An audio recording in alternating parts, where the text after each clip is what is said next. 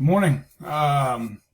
This is lecture number 3 for the judicial branch. I realized I told you guys yesterday I was going to tell you a story about dissenting opinions and the importance of them. And I did in my history class yesterday because we were talking about Brown versus Board of Education and civil rights. So I just want to talk about this. Go back here real quick. Plessy versus Ferguson. There was a dissenting opinion.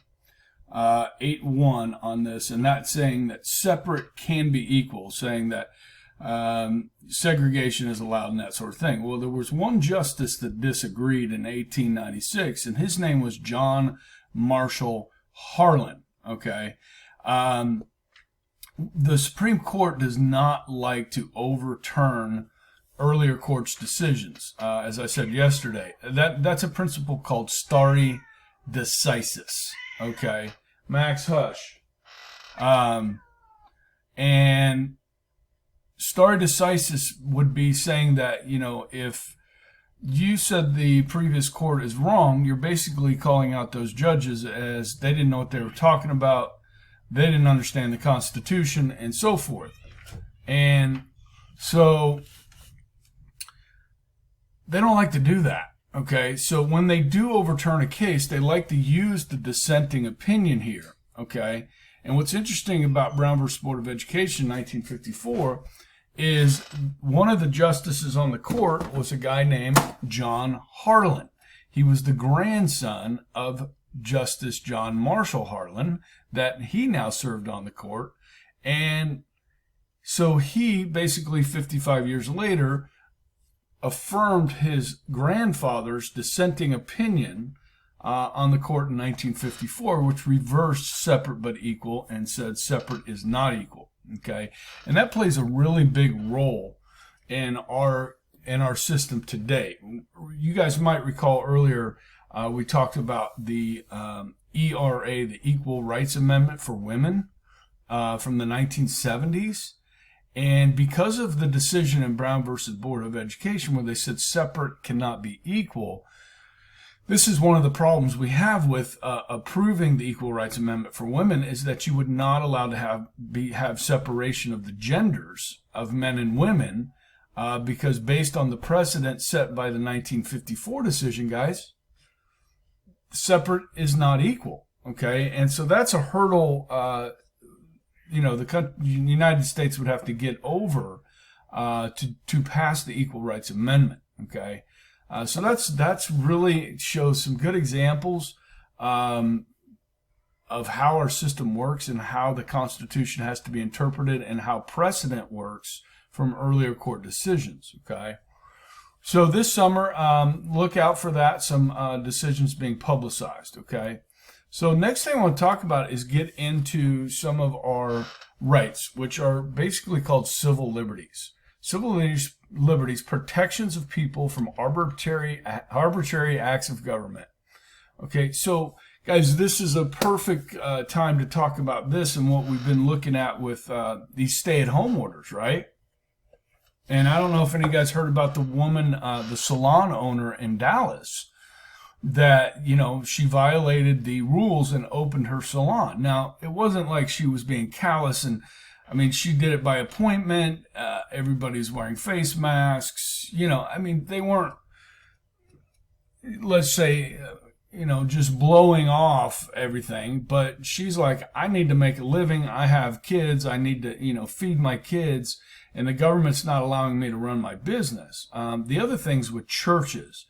And I know there's a lot of opinions on this, guys. And I know that the diocese has opened up to allow for Mass again for the public. And I think that they're talking about like 1/3 capacity, these sorts of things, taking precautions.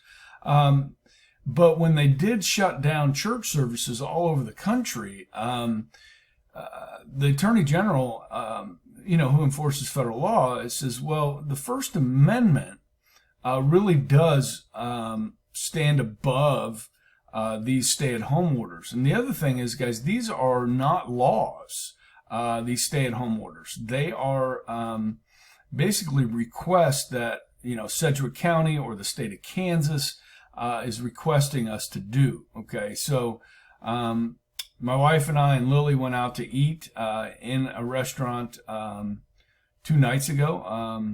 After they started open dining rooms again. There were, I think, 4 other people or families, eating in the restaurant at the same time. The waiters all had gloves and masks on. We did not. It's there is that. What are your rights here? Okay, between you and government. Okay, so when we talk about the First Amendment. There's a lot that goes into the First Amendment, obviously, because there's religion, there's speech, there's assembly, and so forth. So let's look at this a little bit. Freedom of religion is bracketed by 2 clauses. One is the Establishment Clause, and the other is the free exercise. Now, I know I've talked about this a little bit in class before, but the Establishment Clause is where you get this idea of separation of church and state. Okay. It goes back, and I think I've told you, this language does not appear in the Constitution or the Bill of Rights, the First Amendment. This language is from a letter that Thomas Jefferson wrote to the Danbury Baptist Association. 2 things here. Jefferson was not at the Constitutional Convention. He did write the Declaration of Independence, but not the Constitution. Okay, he was in France. Okay, so people are writing him concerned about this First Amendment. And what people were worried about was the government controlling religion, okay, not religious people controlling government, okay. That's not what Jefferson's talking about. So he was trying to ease the fears of the Danbury Baptists to say, look, there is a separation between the church and the state. The state cannot control your religion, which is true. But this has been taken some would say out of context to say that government can't, government can't promote religion. Okay, it doesn't say that. It says it can't create a religion. Okay, and this goes back to the early days of the states when we broke away from England. State constitutions put in their official state religions, and when they wrote the U.S. Constitution, they said, we're not doing that. We're not going to say that you have to be a Baptist or Catholic or Episcopalian to run for president or to run for Congress. There's no religious test. Okay? So that is to protect people from having to be in a religion. Okay? Having to succumb to that. Okay? And we have that freedom in this country. The free exercise is to practice your religion or not. Okay? The only real restrictions we have on religion is it can't cause harm. Okay, and I think I've probably talked about this, but it's worth revisiting. And that is, so there are some, like the Pentecostals, some of the more fundamentalists will practice in the religious services with poisonous snakes. And this is like an act of faith to handle these snakes and know that God is going to protect you. Okay. May seem crazy to some of you, but to them it's okay. Now, the only problem with this is if you were to have children that don't know any better participate with these poisonous snakes, you are putting those children in harm's way. They don't truly understand. That would be somewhere where the state could get involved with religion, if that makes sense, okay? So, Congress shall make no law establishing religion. So, guys, there's a ton of case law on this. In public schools, students can pray. They just can't disrupt the class. So you get things like using the PA system at a school for prayer would be unconstitutional because that's the state. The teachers work for the state, so they're not allowed to proselytize. So some of you guys have seen that movie, God is Not Dead, God is Not Dead 2, where there's a teacher involved and so forth. Teachers have to be very careful, okay? Now, students, though, have the free exercise. They don't work for the government. They just attend the school, okay? So students can start Bible clubs, Bible studies, and so forth. They can, in fact, also use school facilities for that sort of thing. It just can't be directed by the teacher or the school, okay? It has to be student-led. Student-led prayer at football games, public schools has to be allowed. they can't use the PA system because that's paid for by the government. Okay, so there's a lot of different areas where the courts have decided what is legal, what is not legal. The other factor here is kind of tradition. So the Supreme Court does give a lot of deference to American traditions that have been around for hundreds of years when it comes to the cross at cemeteries and public cemeteries and so forth. I mean, if you go look at Arlington Cemetery, or I showed you guys in history class, the cemeteries we have overseas, these crosses, right? So it's there's a fine line there. Okay, now there are those that want to remove religion more and more from our society and from our government, like putting a Christmas tree up at City Hall. Okay, well, if you do that, then you have to allow a menorah for Jews and so forth. You have to make accommodations for all religions, which can open up Pandora's box. Okay, so many just choose not to allow it. Okay, all right. So free exercise, you can't stop people from practicing unless it harms someone, breaks a law, or is obscene. Okay, let's talk quickly about the breaking the law. Some of you have heard of these black masses. Okay, it's kind of a devil worshiping type thing, which is allowed in this country, guys. Devil worshiping, voodoo, and so forth. The thing about the black mass that could make it illegal is a lot of times these people will try and steal the Eucharist, the body of Christ from a Catholic church, and use that in a black mass. Well, stealing, guys, is against the law. Okay, so that's a situation where the government could shut down if these were the stolen Eucharist. Okay, obscene, and that's a tough one. We'll talk about obscenity here in just a minute. Freedom of assembly. Okay, so many of you guys, when you went to D.C.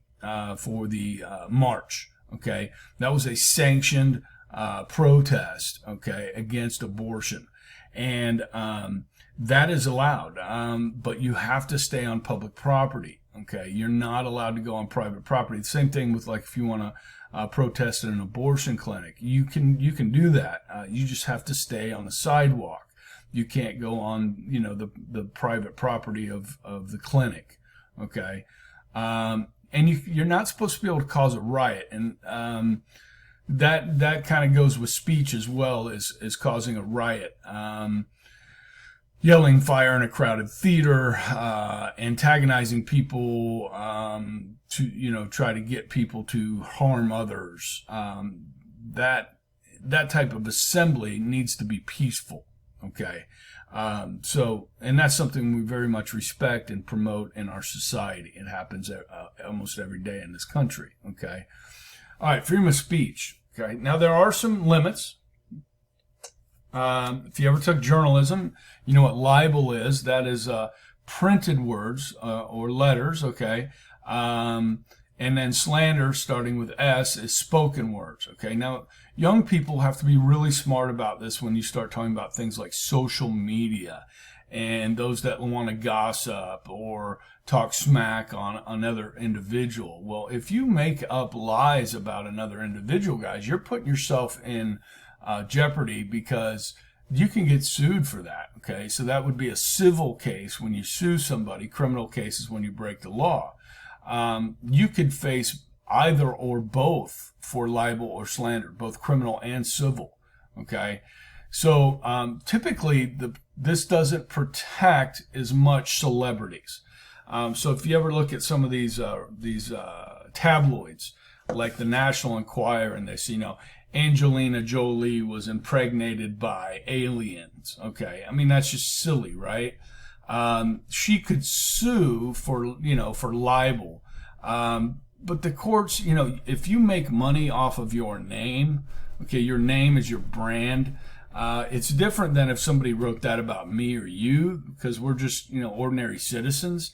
We don't really use our name to make money. So the courts tend not to protect those folks as much. The Trump campaign, if we talk about public, they have sued some news organizations for libel, and we'll see how the courts come down on these sorts of things. Okay, you might remember, the Catholic student from 2 years ago at the march that. Sandman was his last name. He's the guy with the MAGA hat, and he was caught on video, and CNN and the Washington Post and these other people like just bashed this kid, you know what I mean? And told all kinds of nasty things about him. You know, this is a perfect kid you want to punch in the face. And yeah, he sued them. And I know CNN settled, and they didn't disclose how much money, but they sued them for like $200 million. Now, I don't think they got that from them, but I'm sure CNN had to pay a hefty price, and the one against Washington Post is still out there. So you got to be careful. Journalists, need to be careful. When it comes to the president, they can kind of say what they want. He's a public official. Obviously, Trump is a brand. So, I don't know, it's kind of, there's a lot of, like I said, case law on this, okay? Speech can't cause a riot. This is your proverbial, you can't yell fire in a crowded theater, okay? That's going to cause a stampede. People are going to get hurt, okay? Speech cannot be obscene. Well, how do you define that, right? I think it was, this was Justice Hugo Black said this: I don't know obscenity, but I'll know it when I see it. Okay. What is obscene to people in Wichita, Kansas may not be obscene to people in San Francisco, California. Okay. Or individually. Okay. So this is kind of what the Supreme Court has come up with. The average person applying local community standards find it obscene, or there's no serious artistic or scientific value. Now that opens up a whole wide range of things, because art, if you guys know, and you've heard this, is in the eye of the beholder. So artists could come up with something that others may see as obscene, but it's art in their eyes. Okay, the New York Metropolitan Museum of Art got in a little bit of hot water. This is probably 15, 20 years ago. And they had this artist on display, their art on display, that was very insensitive to Christians and Catholics. They had a Madonna, a picture of the Madonna, and it was surrounded by cow dung. And another display, they had like a bedpan that you would have in the hospital filled with urine with a crucifix in the middle of it. Okay. Now, that's art in some people's eyes. It's obscene to other people. It's offensive, certainly, to many. But your feelings aren't protected. Now, the thing about the New York Metropolitan Museum of Art is that they receive public funding. The government helps fund them. Okay, other than people paying, fees to go in. So there were people that said, hey, listen, this may be art to you, but my tax dollars shouldn't be going to fund this obscenity. Okay. And so, they took some bad press on that. Okay. The other thing with speech is that there's something called prior restraint. Okay. Just because you think what somebody's going to say, something that you think is unprotected, doesn't prevent you or allow you to stop them from speaking. Okay. So you can't stifle free speech because you think it's going to be unprotected. Okay. So you have to allow people to break the law if, you can't think they're going to break the law and stop them. Okay. All right, so this is moving on. This is a very important part of who we are as a nation, our judicial system, and so forth, and that is called due process. If you think back to the Bill of Rights, okay, if you look at the 4th, 5th, 6th, 7th, and 8th Amendments, okay, they are all amendments that protect people that are accused of breaking the law. Okay. And so this is something the founders felt was very important. And we're so blessed that they've put this in because it protects us, protects our civil liberties, protects us from our government. Okay. So due process. Government must act fairly and in accord with established rules. All right. Now, what does that mean? Well, there are rules. Okay. So we know, I talked about Miranda yesterday. So as soon as you enter into any type of exchange with an officer of the law, that could be a police officer, it could be an IRS agent, it could be somebody from the Environmental Protection Agency, from somebody from OSHA, some government official, okay? There is a process that you are due. Okay, so if a police officer wants to pull you over while you're driving your car, guys, there is a process that is due. They can't just pull you over because they want to. There has to be a reason they pull you over. You have a tail light out. Your license plate light isn't working. You didn't use your turn signal. You were speeding. You were driving recklessly, okay, or weaving as you were driving. You were on your phone. You didn't have your seatbelt. All these different things, okay. So they have to pull you over for a reason. That is part of your due process, okay.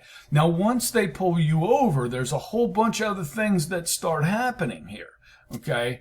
And so you pull over and they come up to the car, okay. Can they search your car? Well, guys, there has to be things like probable cause, and we're going to get into that in the next section, okay? But this is called procedural due process, okay? There's a procedure that everyone is due, okay? And you should know your rights, all right? Now, generally, when talking about police and getting pulled over for speeding or something like that, you wanna comply with the officer of law, okay? It just makes things go easy.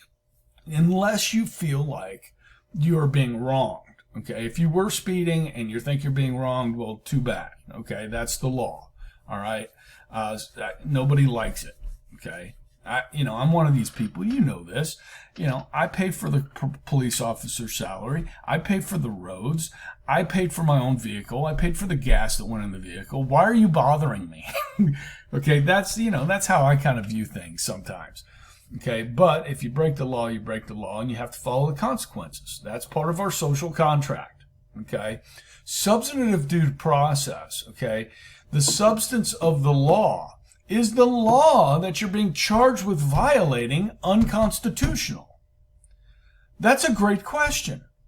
Okay, so let me give you an example. Let's say, and this happened to Mr. Wagers a few years ago.